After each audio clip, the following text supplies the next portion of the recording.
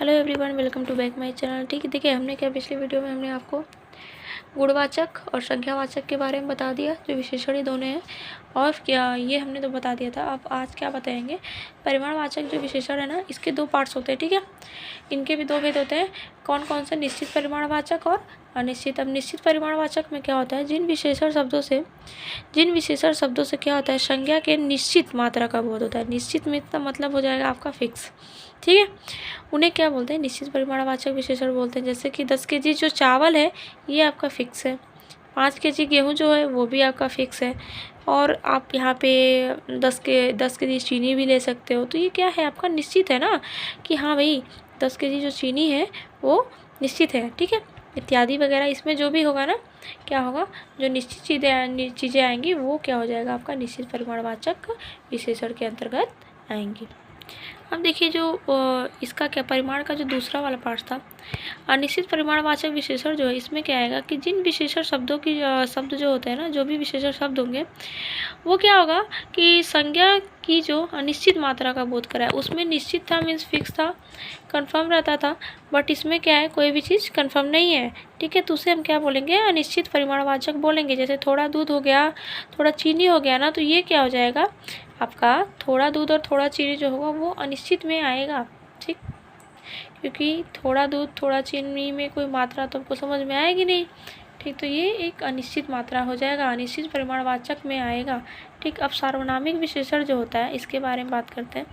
सार्वनामिक विशेषण जो है, जो सर्वनाम शब्द जो होता है, जो सर्वनाम शब्द संज्ञा के लिए विशेषण का कार्य करते हैं। जो भी सर्वनाम शब्द होगा, ठीक, जो सर्वनाम शब्द होगा वो क्या होगा कि संज्ञा के लिए अगर विशेषण का कार्य करते हैं तो उन्हें सार्वनामिक विशेषण कहते हैं। ठीक है, अब क्या होगा, उसका दूसरा परिभाषा ये हो जाए कि जब सर्वनाम के ठीक बाद, ठीक है, सर्वनाम है, ठीक, उसके ठीक बाद संज्ञा आए तो वहाँ क्या हो जाता है, वह संज्ञा की विशेषता प्रकट करने लगता है। ठीक है, इसलिए सार्वनामिक विशेषण कहलाता है। फिर से देखते हैं कि क्या होगा जब सर्वनाम के ठीक बाद संज्ञा अगर आता है तो वो संज्ञा जो है ना, वह क्या होगा, संज्ञा की विशेषता प्रकट करने लगता है। जो सर्वनाम होगा, ठीक है, सर्वनाम के ठीक बाद संज्ञा आए तो वह क्या होगा, संज्ञा की विशेषता प्रकट करने लगता है, इसलिए यह सार्वनामिक विशेषण कहलाता है। ठीक, क्या है, इसमें क्या होगा, यह आदमी, ठीक है, वह लड़का, तुम्हारा भाई, ये सब क्या होगा ना, ये सार्वनामिक विशेषण होंगे। ठीक है, अब क्या है कि इसके भी कितने भेद होते हैं, तो इसके जो होते हैं दो भेद होते हैं। ठीक है, कितने भेद होते हैं, दो, मौलिक सार्वनामिक विशेषण एंड सेकंड जो होगा यौगिक सार्वनामिक विशेषण। अब क्या होता है, मौलिक सार्वनामिक में क्या आएगा, अपने मूल रूप में उपस्थित होकर संज्ञा की विशेषता प्रकट करने वाले सार्वनामिक मौलिक सार्वनामिक विशेषण कहलाते हैं। ठीक, अपने मूल रूप मतलब क्या, खुद का। ठीक है, मूल रूप में उपस्थित होकर भी क्या करेंगे, संज्ञा की विशेषता प्रकट करेंगे। ठीक है, करने वाले जो सर्वनाम होते हैं वही क्या कहलाएंगे, तो मौलिक सार्वनामिक विशेषण कहलाएंगे। ठीक है, यह आदमी, वह लड़का वगैरह जो है, ये क्या है, वह लड़का, ये क्या होगा, मौलिक, क्योंकि ये अपने मूल रूप में है। ठीक है, मूल रूप में उपस्थित है। ठीक है, और क्या कर रहे हैं, संज्ञा की विशेषता बता रहे हैं। ठीक है, तो ये किस में आएंगे, मौलिक सार्वनामिक विशेषण में आएंगे। अब यौगिक सार्वनामिक में क्या होता है, मूल सर्वनाम में जो होता है ना, मूल सर्वनाम जो होगा उसमें प्रत्यय लगाकर, ठीक है, प्रत्यय लगाकर जो यौगिक सार्वनामिक विशेषण बनते हैं उन्हें ही हम क्या बोलते हैं, यौगिक सार्वनामिक विशेषण कहते हैं। जो सर्वनाम होता है, मूल सर्वनाम, उसमें प्रत्यय लगाएंगे। जैसे क्या होगा, तुम्हारा भाई, उसका बेटा, उसकी बेटी, ये सब क्या होगा, सार्वनामिक विशेषण के अंतर्गत आएगा, क्योंकि इसमें मूल सर्वनाम जो दिया है ना उसमें प्रत्यय लगाया गया है। ठीक है, अब विशेषण की अवस्थाएं कितनी होती हैं ये देखते हैं। तो जो विशेषण की अवस्थाएं होती हैं ना, वो 3 होती हैं। विशेषण की जो अवस्थाएं होती हैं वो 3 होती हैं।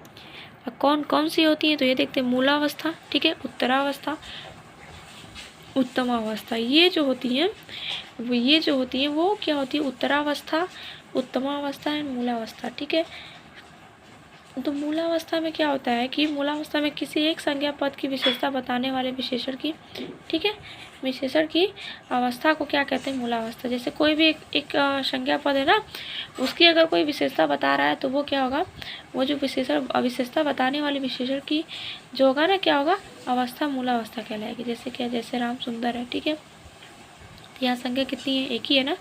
तो ये किस में आएगा, मूलावस्था। अब एक बात ध्यान रखिएगा, क्या उत्तरावस्था और उत्तमावस्था में, ठीक है, क्या दो संज्ञाओं के गुणधर्म की तुलना के लिए प्रयुक्त विशेषण की अवस्था क्या कहलाती है, उत्तरा अवस्था कहलाती है। ठीक है, उत्तरा में क्या होता है, उत्तरा आएगा, और जो उत्तमा में आता है ना वो उत्तमा आएगा। इस बात का ध्यान रखिएगा। जैसे क्या होगा, राम जो है, राम श्याम से सुंदर है। ठीक है, इसमें क्या दो संज्ञा है ना, राम एंड श्याम। ठीक है, अब क्या बोल रहा है कि दो संज्ञाओं के गुणधर्म की तुलना के लिए, अब ये दोनों की जो तुलना हो रही है, प्रयुक्त विशेषण की अवस्था, ठीक है, क्या होगा, प्रयुक्त विशेषण की अवस्था ही उत्तरावस्था कहलाएगी। इन दोनों की तुलना क्या हो रही है कि राम जो है किससे, राम जो है श्याम से सुंदर है, यानी जो राम जो है वो श्याम से सुंदर है। यहाँ पे क्या हो रहा है, तुलना हो रहा है। ठीक है, तो ये क्या आएगा, उत्तरावस्था में आएगा। ठीक है, और एक बात ध्यान रखिएगा, जहाँ पर दो से तुलना हो, ठीक है, जहाँ पर दो से तुलना हो ना, उसे क्या कहते हैं, अपादान कारक कहते हैं। ठीक है, इस बात का ध्यान रखिएगा।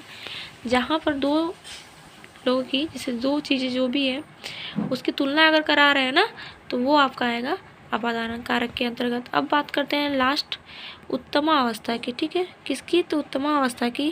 तो दो से अधिक संज्ञा, उसमें क्या था, जो उत्तरा था उसमें क्या था, दो संज्ञा की बात किया था। ठीक है, लेकिन उत्तमा में क्या होगा, दो से अधिक होगा, और मूला में एक की।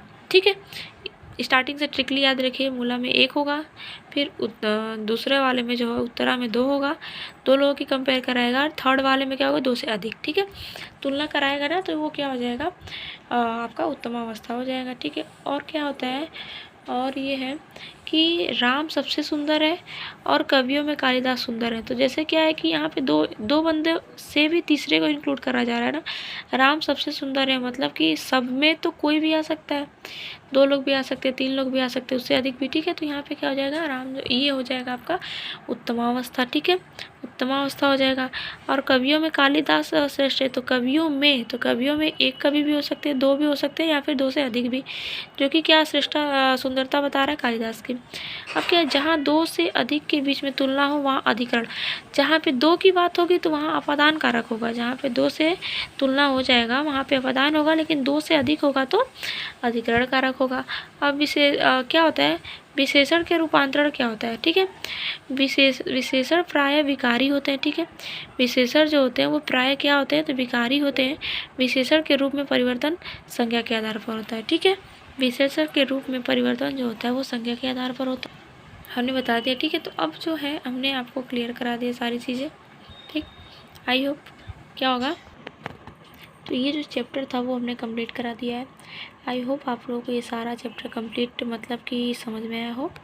तो समझ में आया हो तो बहुत ही अच्छी बात है, और नहीं अगर नहीं आता है तो प्लीज़ कमेंट बॉक्स में बताइए कि हाँ क्या चीज़ें प्रॉब्लम है।